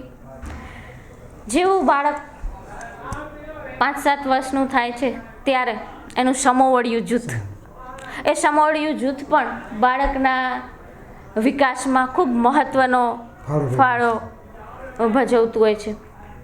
શેરીના બાળકો તો શેરીમાં જે રમતો કરે છે એમાં પણ બાળક કેટલાક સંસ્કારો, સામાજિક રીત રિવાજો શીખે છે.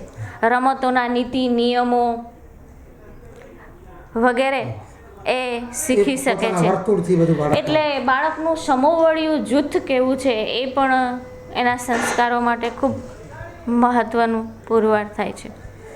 બેન, તમને બીજું આ પૂછવું છે કે આજના શિક્ષણમાં ઘણા વખતે બાળકોને નિરાશા પેદા થતી હોય છે અને નિરાશાને લોકો અમુક ઇગ્નોર કરતા હોય છે અને એ ઇગ્નોરના કારણે ઘણા વખત બાળક ખોટું પગલું ભરી જાય છે. કારણ કે ઘણા વખત સાંભળતા હોય કે 10મું પાસ કરી લીધું, 12મું પાસ કરી લીધું, પછી ઉચ્ચ શિક્ષણ માટેને દબાણ પણ ઘર તરફથી કરવામાં આવતું હોય. તો બહારની અપેક્ષાઓ તમે વાત કરી કે મા બાપની બહુ ઊંચી હોય છે અને એના કારણે બાળકને સમજી નથી શકતા ને ક્યારે બાળક છેલ્લી ઘડીએ પોતાનું ખોટું પગલું ભરી લેતું હોય છે. તો એના માટે બાળકને સમજવા માટે એ ખોટું પગલું ન ભરે એના માટે મા બાપના એના વાલીઓ છે એને સતર્ક રહેવું જોઈએ. એના માટે તમે શું કહેવા માગો છો? પહેલું તો મેં કહ્યું એમ માતા પિતાની અપેક્ષાઓ. બાળકને જે શિક્ષણ મેળવવું છે એની યોગ્યતા મુજબનું, જે એને જેમાં રસ છે એવું શિક્ષણ આપવું જોઈએ. બીજું, આપણી અપેક્ષાઓ, માતા પિતાની અપેક્ષાઓ ક્યારેક વધી જતી હોય અને બાળકની ક્ષમતા એટલી ન હોય, એ બે વચ્ચે જે સંઘર્ષ થાય છે ત્યારે પણ બાળકો ઘણીવાર નાનકડા માણસમાં આવો ખ્યાલ આવતો હોય છે અને ખોટા પગલાં ભરી લેતા હોય છે. તો આ બાબતે માતા પિતાએ પણ એટલી જ કેર રાખવી જોઈએ કે પોતાના બાળકને જેમાં રસ છે, જેમાં અભિરુચિ છે એવું જ શિક્ષણ એને મેળવવા દેવું જોઈએ. ટકાવારી કેટલી લેવા આ તે એની ઉપર થોપી બેસાડવું ન જોઈએ અને એને સાયકોલોજીકલ વાતાવરણ પૂરું પાડીને ધીમે ધીમે બાળક એમાં વધારે રસ લેતું થાય, રુચિ લેતું થાય એવું સાયકોલોજીકલ વાતાવરણ આપવું જોઈએ. બહુ બેન સરસ સમજાવ્યું છે. અમને એક વાત યાદ આવી છે કે કહેવાય છે કે જો જમીન ફળદ્રુપ હોય તો ફળ સારો થાય. અને એના માટે તમને એક પ્રશ્ન પૂછીશ કે સાયન્સમાં પણ એ કહે છે કે જો એની મા તરફ જેને કહીએ કે માના ગર્ભમાં બાળકનો ઉછેર થતો હોય અને માના સંસ્કારો સારા હોય, દાખલા કે કુરાન પઠન કરતી હોય કે ગીતાનું પઠન કરતી હોય કે રામાયણનું પઠન કરતી હોય, તો એ બાળકમાં એ વસ્તુ ઉતરે છે. એના બારામાં તમે બેન શું કહેવા માંગો છો? એવું કહેવાય છે કે બાળક ગર્ભમાંથી જ શિક્ષણ પ્રાપ્ત કરી શકે છે. જ્યારે ગર્ભાવસ્થાની શરૂઆત હોય છે ત્યારે એની કાનની ઇન્દ્રિય વિકાસ પામી ગઈ હોય છે. એટલે જે બી માતાનું રોજિંદી દિનચર્યા છે, એના જે વિચારો છે, એનું જે મનોવૈજ્ઞાનિક વાતાવરણ છે એ બાળક સાંભળતું જ હોય છે અને શીખતું હોય છે. તો ગર્ભાવસ્થા દરમિયાન જો માતા છે એ સારા પુસ્તકોનું વાંચન કરે, પોતાની દિનચર્યા એ મુજબની એ ઘડે, યોગા કરે, બરાબર, તો બાળક એ વધારે સારું શીખી શકે છે. અને એ જે માતાને જે મનોવૈજ્ઞાનિક વાતાવરણ મળ્યું હોય છે એ બાળકને ઓટોમેટિક મળતું જ હોય છે, જે બાળક જન્મ પછી આપણે એને જોઈ શકીએ છીએ એની અસરો. સરસ બેન, તમે આજે બહુ સરસ સમજાવ્યો અને સાયકોલોજીના વિષય દ્વારા મનોવૈજ્ઞાનિક એક ઇફેક્ટ જે પોતાના મા બાપ બાળકો અને કેવી રીતે એને અસરકારક થાય છે એના મુદ્દાઓ તમે રજૂ કરી અને યોગ્યતા અને અભિયોગ્યતા અને અભિરુચિ પ્રમાણે બાળકને કેવી રીતે ગ્રોથ આપવું અને કેવી રીતે ટ્રીટમેન્ટ કરી, કેવી રીતે તૈયાર કરવું એનો તમે બહુ સારી રીતે સમજાવ્યું. એ પણ પૂછવું હતું કે જે બાળક છે વર્ગમાં ક્લાસની અંદર પોતાનું એટેન્શન જે ધ્યાન આપવું જોઈએ, કેન્દ્રિત કરવું જોઈએ, એ અભ્યાસલક્ષી થતું નથી. તે બાળકનું ન થવાના કારણો અને રીઝન શું એ બાળકને જરાક સમજાવો છો. બાળક ક્લાસમાં જ્યારે ધ્યાન કેન્દ્રિત નથી કરી શકતું તો એ પાછળના કેટલાક મનોવૈજ્ઞાનિક કારણો હોય છે. જેમ કે બાળકનો આઈક્યુ પાવર ઊંચો છે, બૌદ્ધિક ક્ષમતા ઊંચી છે અને અભ્યાસક્રમ સરળ હોય તો પણ એ સરળ અભ્યાસક્રમ માં એને રસ નથી પડતો. બીજું કે બાળકનો બૌદ્ધિકાંક, એની માનસિક ક્ષમતા છે એના કરતાં અભ્યાસક્રમ અઘરો હોય તો પણ એનું ધ્યાન કેન્દ્રિત નથી થતું. બીજું અભ્યાસની પદ્ધતિઓ, અભ્યાસની મેથડ, એમના રસનો વિષય, ઇન્ટરેસ્ટ વગેરે જેવા કારણો બાળકને અસર કરતા હોય છે. બેન, તમે આ સાયકોલોજીના બારામાં તમને આ વસ્તુ સમજાવી, પછી તમે પૂછ્યું છે કે સાયકોલોજી એવો વિષય છે, આજે ઘણા બધા સાયકોલોજી વિષય વિદ્યાર્થીઓ રાખતા હોય છે, પણ સાયકોલોજી રાખ્યા પછી અને અભ્યાસ કર્યા પછી ગ્રેજ્યુએટ થઈ ગયા, BA બની ગયા, પછી MA પણ કરી લે છે. હાલ આપણે કચ્છ યુનિવર્સિટીમાં MA પણ થાય છે. પછી દિશા સૂચક નથી એનામાં કે ભાઈ એને સાયકોલોજી પછી ક્યાં ક્યાં જોબ મળી શકે, કેવી રીતે એમાં લાઈન અલગ અલગ મેળવી શકીએ. કે દાખલાથી કહેવાય છે કે સાયકોલોજી પછી કાઉન્સલરની જગ્યાઓ થાય છે, કંપનીઓમાં છે કે સ્કૂલોમાં છે, તો એમાં કેવી રીતે એનો ઉપયોગ થાય છે, કાઉન્સલરમાં કેવી રીતે સાયકોલોજી ઉપયોગી છે, અથવા કોઈ પણ મેથડની અંદર સાયકોલોજી કેવી રીતે ઉપયોગ થઈ શકે છે અને કઈ કઈ લાઈન મળે છે, એ સાયકોલોજી બાબતમાં સમજાવશે. આજના સ્પર્ધાત્મક યુગમાં મનોવિજ્ઞાનની જરૂરિયાત લોકોને ડગલે ને પગલે પડી રહી છે અને ભવિષ્યમાં પડશે પણ ખરા. આજે મનોવિજ્ઞાનની અંદર BA MA કરી લીધા પછી MPhil કરી શકે, PhD કરી શકે, કાઉન્સેલિંગના કોર્સ કરી શકે છે, જેથી કરીને એ અમુક સંસ્થાઓ જેમ કે સ્કૂલો છે, સંસ્થાઓ છે, કંપનીઓ છે, એની અંદર કંપનીઓ છે, હોસ્પિટલો છે, દરેક જગ્યાએ આજે એક કાઉન્સેલરની જરૂરિયાત હોય જ છે. તો ત્યાં પણ એમનું એ ફિલ્ડ એમને મળી રહે છે. આજે જોઈએ તો લગભગ પોતાની કાઉન્સલર એડવાઇઝિંગની ઓફિસો પણ ખોલી બેઠા હોય છે, જે સાયકોલોજી ડોક્ટર તરીકે ટ્રીટમેન્ટ આપે. MA સાયકોલોજી કરી લીધા પછી તમે તમારું પર્સનલ ટ્રીટમેન્ટ માટેનું ખોલી શકો, સેન્ટર ખોલી શકો છો. બીજું કે સ્પેશિયલ ટીચર BEd પણ કરી શકો છો. BEd કરવાથી 11-12 ધોરણમાં ટીચરની લાઈન મળી શકે છે. બીજું કે મનોવિજ્ઞાનની અંદર એક સ્પેશિયલ ટીચર માટેનું BEd થાય છે અમદાવાદની અંદર. જે મંદબુદ્ધ બાળકો હોય છે એ બાળકોને શિક્ષણ કેમ આપવું એના માટેનું સ્પેશિયલ BEdનો કોર્સ થઈ શકે છે. ભવિષ્યમાં PhD નેટ સ્લેટ ક્લિયર કરી અને અધ્યાપક પણ બની શકે છે. ફિઝિકલી કરતાં મેન્ટલી પ્રોબ્લેમ ઘણા થતા હોય છે અને એ મેન્ટલી પ્રોબ્લેમ બધા સાયકોલોજીના દ્વારા જ આપણે હલ કરી શકતા હોઈએ. જે આપણે પહેલે ફિલોસોફી કહેતા, તત્વજ્ઞાન કહેતા, હવે સાયકોલોજી એવો વિષય બની ગયો કે તેના દ્વારા આપણે બીજા ઘણા બધા પ્રોબ્લેમ, બીજા કેટલાક રિસર્ચ સેન્ટરો પણ ચાલુ હોય છે, જેમાં પણ વિદ્યાર્થી પોતાની આગળ રિસર્ચમાં રસ હોય તો પોતાની કારકિર્દી વિકસાવી શકે છે આગળ. સારું બેન, તમે બહુ સરસ. અને હજી કોઈ તમને જાણકારી વધુ હોય તો સાયકોલોજી વિશે તમે કહી શકો છો કે ભાઈ આજના જમાનાની અંદર ટેમ્પરેચર ડિપ્રેચર માણસોના વધતા જાય છે. એના ઘણા કારણો છે કે આપણી જે ખોરાકીની ઇફેક્ટ છે, આજુબાજુનું વાતાવરણ ઇફેક્ટ છે, એન્વાયરમેન્ટમાં તકલીફો પડી રહી છે. આજે કંપનીઓ બહારની આવી છે, એ કંપનીઓની કોઈ પણ જાતની કેરલેસતા, જેના કારણે ઘણી બધી આપણે પ્રોબ્લેમો એન્વાયરમેન્ટના નડ્યા છે, પોલ્યુશનના નડ્યા છે, સ્વચ્છતાના નડ્યા છે. એ માનસિક અસર કરે છે. એટલે સાયકોલોજીથી આપણે જોવા જઈએ કે ફિઝિકલી કરતાં સાયકોલોજી માણસનું ટેન્શન, જોબના પ્રશ્ન છે, ઓફિસની જે જોબ કરતા હોય છે એની અંદર ઘણા બોસ દ્વારા અથવા તો કોઈ પણ એને તકલીફો ઊભી થતી હોય છે, તો એના કંઈ હલ તમે સાયકોલોજીથી કેવી રીતે કરી શકીએ કરવું? તો એ બધું સાયકોલોજીના ઇફેક્ટથી થતું હોય છે. બેન, થેન્ક યુ, તમારો આભાર. ઘણું સારું બધું વધારાનું એક્સ્ટ્રા પણ આપણે સમજાવ્યું અને આવા જ્ઞાનથી આપણે ઘણું બધું તજજ્ઞાન આપણે મળતું રહે. થેન્ક યુ, તમારો આભાર. આજે તમને એક અમારા પ્રિન્સિપાલ, જેને કહીએ કે અમારો ટોટલી કોમર્સ એન્ડ આર્ટ્સ કોલેજનું સંચાલન કરે છે અને આપણે કચ્છમાં આવ્યા છે એને 5 વર્ષ જેવા થયા. એમને કચ્છના શિક્ષણના લીધે અનુભવો અને કેટલાક શૈક્ષણિક આપણે કેટલા ફાયદા મળે છે એનાથી આપણે વંચિત છીએ એના બારામાં તમને સમજાવશે અને પ્રખર નોલેજ ધરાવે છે. અને આપણે બધા અલગ અલગ કોલેજના તમે પ્રોફેસરો સાથેનો આપણે વાતચીત અને એની વિચારો જાણ્યા. હવે અમારા મેઇન જેને કહીને પ્રિન્સિપાલ સાહેબના આપણે વિચારો અને શૈક્ષણિક અભિરુચિઓ જાણીએ. પહેલો અમારો એ છે સાહેબ મુદ્દો કે શિક્ષણની જરૂરિયાતો અને ફાયદા વિશે અમને સમજાવશે. આજના સમયની અંદર શિક્ષણની જરૂરિયાતો ખૂબ જ રહેલી છે. એનું જો બેઝિકલી કારણ આપણે વિચારીએ તો ભારતની અંદર સૌથી મોટો વર્ગ ગામડાઓની અંદર રહે છે.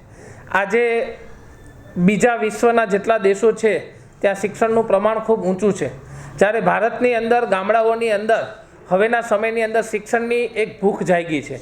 એ સમાજની અંદર એક નવો રાહ ચીંધે છે. આજે શિક્ષણની વ્યવસ્થા એટલા માટે જરૂરી છે કે આજે આપણને જોઈએ છે કે ભારતની અંદર ક્યાંક ને ક્યાંક પરિસ્થિતિઓ એવી આવી છે કે જોબ ઓપોર્ચ્યુનિટી મળતી નથી. આજે આપણે ત્યાં વરસાદ ઉપરનો આધારિત ખેતી વાળો વિસ્તાર રહેલો છે, ત્યાં પણ અનિશ્ચિતતાઓ જોવા મળે છે. તો આ બધા કારણોને કારણે આવનારા સમયની અંદર કોઈ પણ બાળક, કોઈને પણ પરિવારનો દીકરો એ કંઈક કમાવા માટેની શરૂઆત જ્યારે કરે છે ત્યારે આપણે માનસિક રીતે એને એવી કહીએ છીએ કે તું ભણ ભણ ભણ. પરંતુ હું એવું માનું છું કે સમાજની અંદર જ્યારે કોઈ પણ વિદ્યાર્થી ભણવા માટે આગળ આવે છે ત્યારે કમાવવું એ મહત્ત્વનું નથી. એની જરૂરિયાત છે, આપણા સમાજની અંદર એની જરૂરિયાત ખૂબ રહેલી છે, પણ સાથે સાથે સમાજના જે મૂલ્યો છે, ભારતીય સંસ્કૃતિના જે મૂલ્યો છે, એને સાચવવા માટે એજ્યુકેશનની ખૂબ જરૂરિયાત રહેલી છે. બરાબર સાહેબ, શિક્ષણમાં એવું છે કે ઘણા સમાજ ફાયદાથી વંચિત રહેલા છે, અને હું છે કે હું એમ માનું છું કે જ્યાં તમારું શિક્ષણ નથી તમે જાનવરમાં અને ઇન્સાનમાં કોઈ ફરક નથી રહેતો.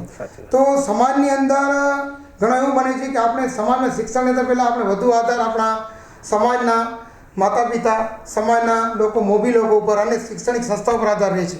તો આજના બાળકને આપણે શિક્ષણ આપવા માટે મા બાપનું શું ફાળો હોવું જોઈએ?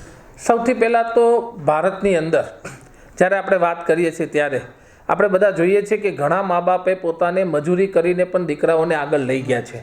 પરંતુ આપણે જેમ વાત કરી છે એમ કે મા બાપનો રોલ શું છે, તો સૌથી પહેલાં તો મા બાપનો રોલ એવો હોવો જોઈએ કે મારું બાળક સારું શિક્ષણ મેળવે, સાથે સાથે મારું બાળક સારા સંસ્કારો મેળવે, સાથે સાથે મારું બાળક ભારતીય સંસ્કૃતિને ઓળખે, સાથે સાથે મારું બાળક જે વિસ્તારમાં રહે છે એ વિસ્તારનો સારો નાગરિક બને. આની પ્રાથમિકતા જો વિદ્યાર્થીઓના વાલીમાં હોય તો વિદ્યાર્થીઓના વાલીએ સૌથી પહેલું પ્રાથમિક, હું એવું માનું છું કે પ્રાથમિક જરૂરિયાત એને સારા માણસ બનવા માટે થઈ અને એજ્યુકેશન આપવું છે એ પ્રકારનો પ્રયત્ન કરવો જોઈએ. સાહેબ, શિક્ષણમાં ઘણા વખત એવું થાય છે ઘણા આપણે સરકારશ્રીના લાભોથી વંચિત હોઈએ છીએ, અને કચ્છ એવો વિસ્તાર છે કે વિસ્તારની દૃષ્ટિએ મોટો છે પણ એમાં જેને કહીએ કે શિક્ષણની દૃષ્ટિએ હજી ઘણો ઘટ છે, પાછળ છે, બીજા જિલ્લાઓની કમ્પેરમાં ઘણું બધું પાછળ રહેલો છે. તો એમાં ઘણા બધા સરકારી ફાયદાઓને જે મળે છે એ ઘણા વંચિત હોઈએ છીએ, મળતા નથી, સમજ નથી હોતી. તો એના માટે તમે સરકારી ફાયદા માટે આપણે કેવી રીતે ફાયદા મેળવવા અને કેવી રીતે એનું શિક્ષણ માટે લાભો લેવાના સાહેબ શું કહેવા માંગુ છું? આના માટે હું એવું માનું છું કે આમ તો સરકારે ઘણી બધી એજ્યુકેશન સિસ્ટમ માટે ઘણું બધું આપ્યું છે. ગઈકાલના બજેટની અંદર 25,000 કરોડ રૂપિયા એ ગુજરાત સરકારે પણ ફાળવ્યા છે. પરંતુ મારું એવું માનવું છે કે જ્યાં વાલીઓ સુધી આ પહોંચતું નથી, કે જે ક્ષેત્રોની અંદર જ્યાં જ્યાં વાલીઓ રહે છે એના બાળકને ઉચ્ચ શિક્ષણ મેળવવા માટે, પ્રાથમિક શિક્ષણ મેળવવા માટે અથવા માધ્યમિક અથવા તો ઉચ્ચતર માધ્યમિકના શિક્ષણની અંદર સરકાર દ્વારા અથવા તો અન્ય કોઈ સંસ્થાઓ દ્વારા જે કંઈ પણ ગ્રાન્ટો આપવામાં આવે છે, જે કંઈ પણ પ્રોત્સાહિત જે કંઈ પણ એમાં આર્થિક લાભો આપવામાં આવેલા છે એનાથી વાલીઓ એનાથી અજાણ છે.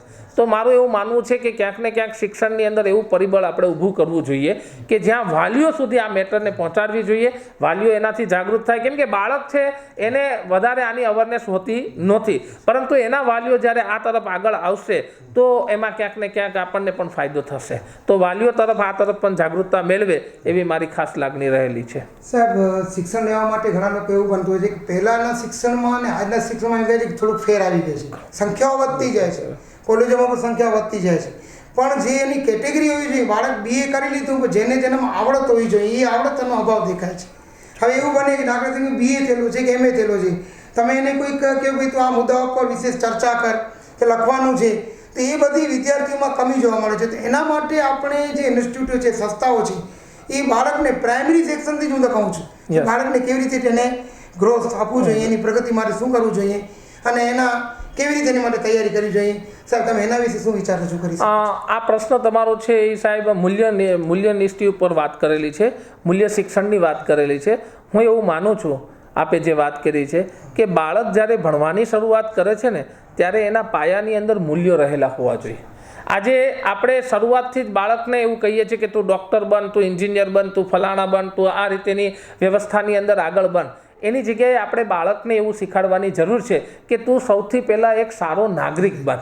આ જ્યારે એના મૂલ્યની અંદર હશે તો હું એવું માનું છું કે પ્રાથમિક હોય, માધ્યમિક હોય કે ઉચ્ચતર માધ્યમિક હોય કે ઉચ્ચ શિક્ષણ ક્ષેત્રની અંદર જ્યારે એ ડેવલપ થતું હશે ત્યારે ખરેખર એને કંઈક કરીને આપ્યું છે. કેમ કે શરૂઆતથી જો એને આપણે એવી રીતે મેન્ટલી ટોર્ચર કરીએ કે તારે આ જ બનવાનું છે અને એ બનવા તરફના એના પ્રયત્નો નિષ્ફળ જશે એટલે સ્વાભાવિક રીતે શિક્ષણની આખી જે વ્યવસ્થા છે એ ખોરવાઈ જતી હોય છે. તો સૌથી પહેલો જો શિક્ષણનો કોઈ પાયો હોય તો મૂલ્ય શિક્ષણનો પાયો છે એવું હું માનું છું. ને મૂલ્ય શિક્ષણ એ આજના જમાનાની અંદર ખૂબ જરૂરિયાત છે. આજે સોશિયલ મીડિયા, આજે ઇન્ટરનેટ, આજે ટીવી, આ બધાની અંદર ક્યાંક ને ક્યાંક ઘણા બધા દૂષણો આપણે જોઈએ છીએ. ત્યારે આ દૂષણોની અંદર વિદ્યાર્થીની અંદર અથવા તો વિદ્યાર્થી દ્વારા જે કંઈ પણ પ્રવૃત્તિ થાય એની અંદર મૂલ્ય શિક્ષણની મહત્વ વધારે હોય તો આપણે આગળના સમયની અંદર ખૂબ ગ્રોથ કરી શકશું. સાહેબ બહુ સરસ કહ્યું છો. અને આજે શિક્ષણમાં જોઈએ કે સંસ્કારી પાયો આપણા બાળકની અંદર ઓછો થતો જાય છે. જે વાલી પ્રત્યેનું સન્માન, રિસ્પેક્ટ હોય કે શિક્ષક પ્રત્યેનું સન્માન, એના કારણો છે કે ભાઈ એની ક્વોન્ટિટી વધતી જાય છે, ક્વોલિટીની ગુણવત્તાઓ ઘટતી જાય છે. એના ઘણા બધા કારણો હોય છે. હવે સાહેબ આપણે હમણાં નજીકમાં બધી પરીક્ષાઓ આવી રહી છે. દાખલા તરીકે આપણે કોલેજની પરીક્ષાઓ ચાલુ થવાની છે. 25 તારીખથી કોલેજની ચાલુ થઈ જશે. 15 તારીખથી બધી સેકન્ડરીની પરીક્ષા આવી રહી છે. તો બાળકને પરીક્ષા તરફ કેન્દ્રિત કરવા માટે એને 1.5 મહિનો 2 મહિને પહેલે કેવી રીતે એના મા બાપ પૂરેપૂરું કેન્દ્રિત કરાવી શકે છે, ટીચરો કરાવી શકે છે, ને આપણે સમાજનો પણ કેટલો ફાળો રહેલો છે કે જે આપણે પૂરો હેલ્પ કરી શકીએ.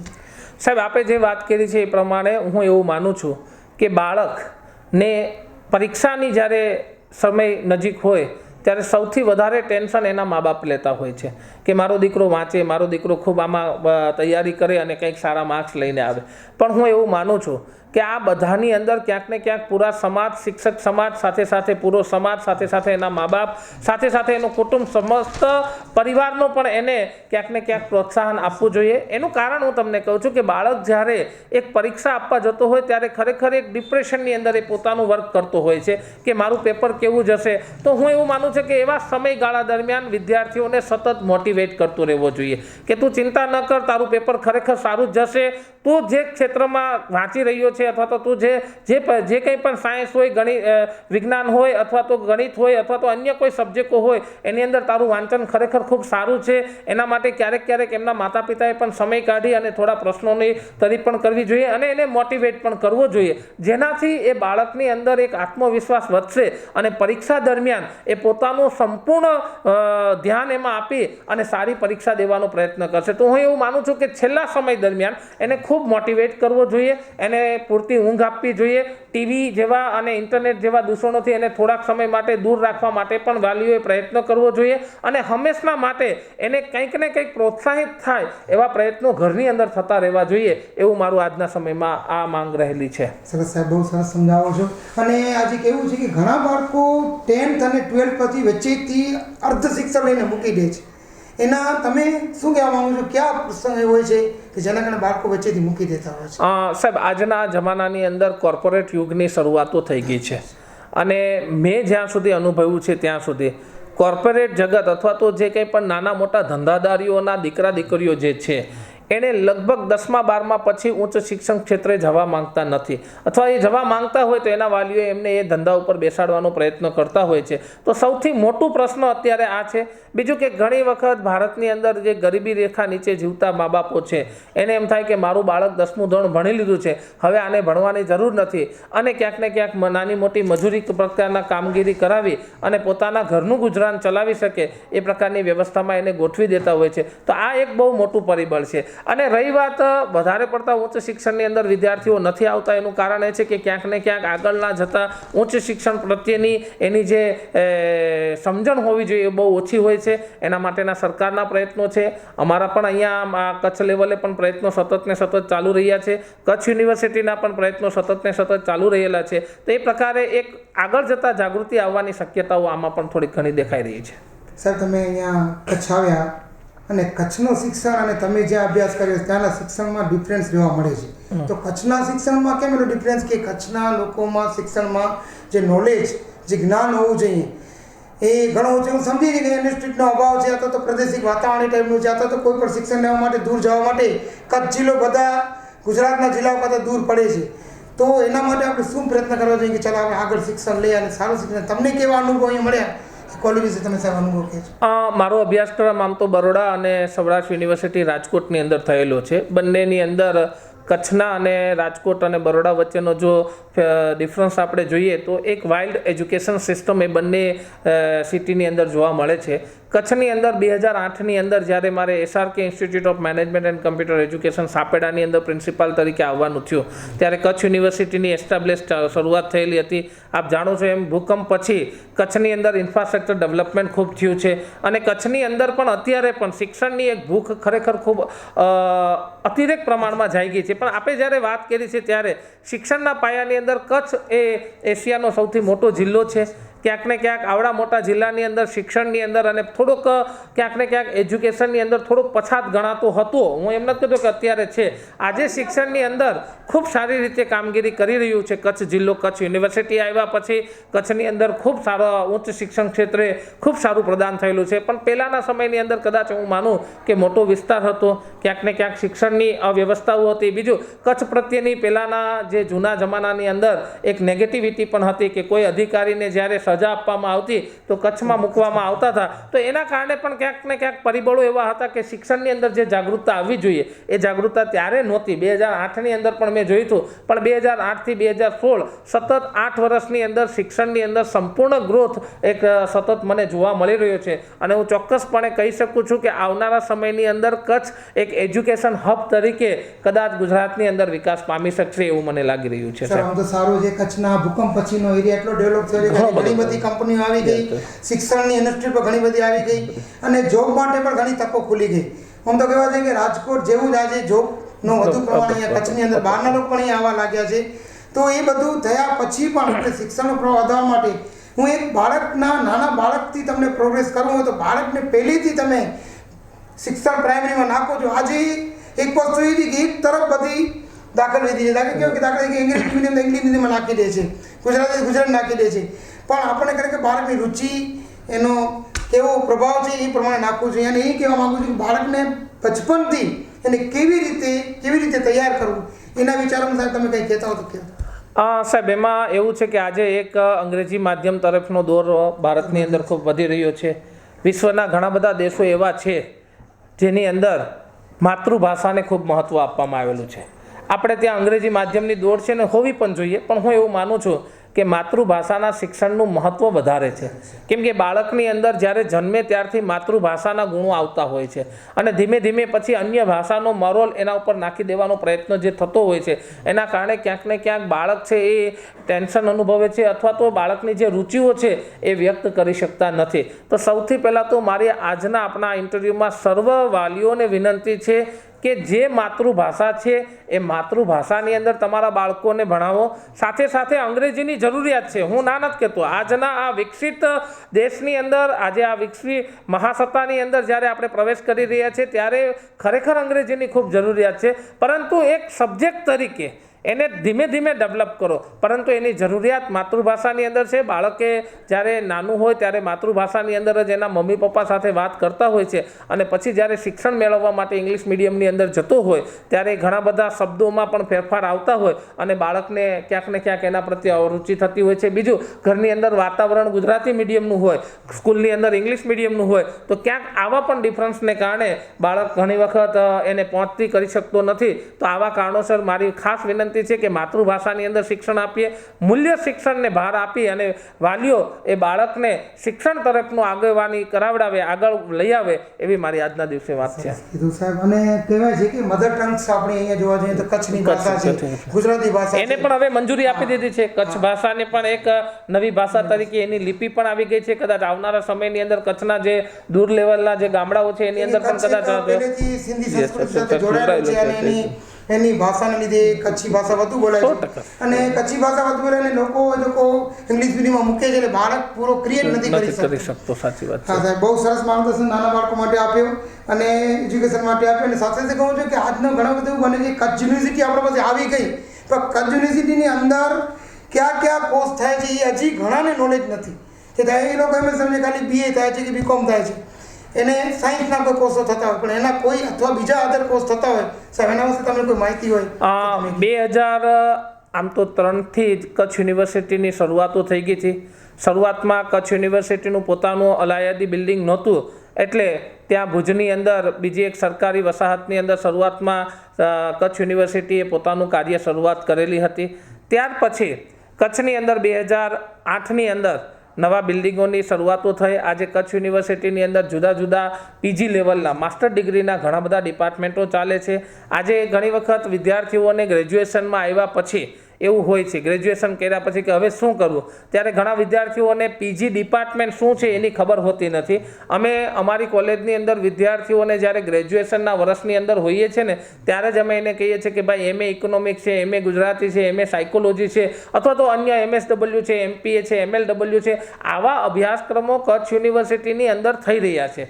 બીજું કે કચ્છ યુનિવર્સિટીએ છેલ્લા 8 વર્ષની અંદર ખૂબ ગ્રોથ કરી રહી છે અને શિક્ષણના ઉચ્ચ મૂલ્યોની સાથે સાથે શિક્ષણની વ્યવસ્થાનો એક ભાગ બની અને કચ્છની અંદર એક સારું વાતાવરણ કરવાનો સંપૂર્ણ પ્રયત્ન કચ્છ યુનિવર્સિટી અને કચ્છ યુનિવર્સિટી સાથે જોડાયેલા તમામ કર્મચારીઓ પણ એમાં કરી રહ્યા છે.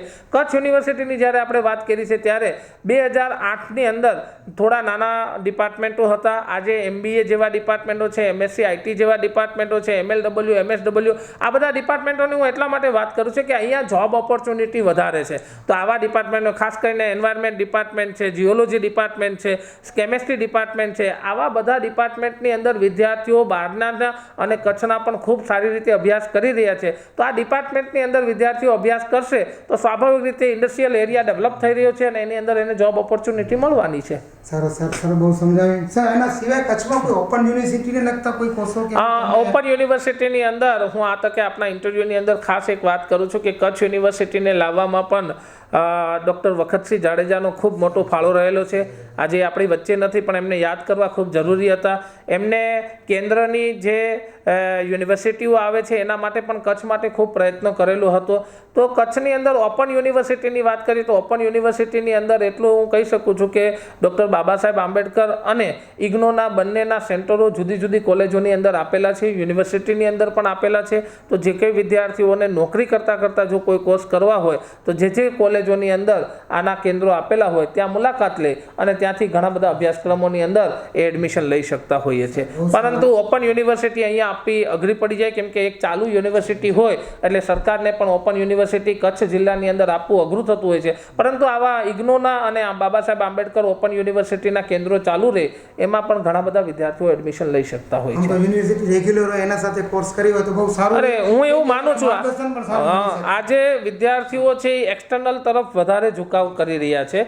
પરંતુ એક્સટર્નલ ખરેખર કેવા વિદ્યાર્થીઓ કરવું જોઈએ હું એવું માનું છું. મારું પર્સનલી એવું વિચાર છે કે ભાઈ જે વિદ્યાર્થી ખરેખર નોકરી કરે છે, જે વિદ્યાર્થી ખરેખર પોતાના ઘરની અંદર આર્થિક મદદ કરવા માટે અન્ય જગ્યાએ જોડાયેલો છે એવા વિદ્યાર્થીઓ માટે ખરેખર એક્સટર્નલ કોર્સની જરૂરિયાતો છે. બાકી જે ખરેખર ઘરે એમને જ બેઠો છે તો હું એવું માનું છું કે એને રેગ્યુલર કોર્સ કરવા જોઈએ, રેગ્યુલર માસ્ટર ડિગ્રીઓ કરવી જોઈએ. માસ્ટર ડિગ્રીઓ કર્યા પછી ઘણી બધી ઓપોર્ચ્યુનિટી હોતી હોય છે ત્યારે માસ્ટર ડિગ્રીની અંદર પણ હું એવું ખાસ વિનંતી કચ્છના વિદ્યાર્થીઓને કરું છું કે આપ રેગ્યુલર આવા કોર્સની અંદર એડમિશન લ્યો. ઘણા બધા પ્રોફેસરો આના ઉપર તમને ખૂબ નોલેજ આપી શકે એવા પ્રોફેસરો પણ કચ્છની અંદર આવેલા છે. તો આનો સંપૂર્ણપણે આપણે ઉપયોગ કરીએ એવી મારી વિનંતી છે. સરસ સાહેબ, બહુ સરસ તમે વિચારો રજૂ કર્યા, માર્ગદર્શન આપ્યું અને આ માર્ગદર્શન દરેક સમાજના વ્યક્તિને સ્પર્શી જશે.